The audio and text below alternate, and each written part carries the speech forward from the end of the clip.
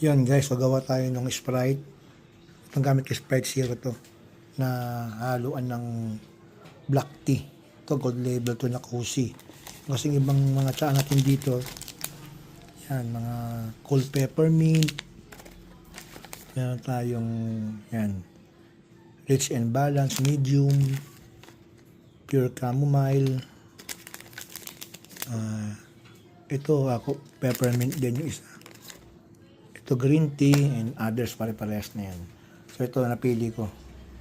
Itong cozy na black tea. Then ito na. We will put here sa ating Sprite Zero. Ayan. Isa. That's one. Dalawa. That's two. Ayan. Cozy. Ayan yung kanyang brand.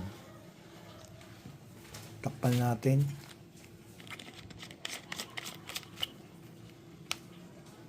Yan, tapos ilagay sa atin.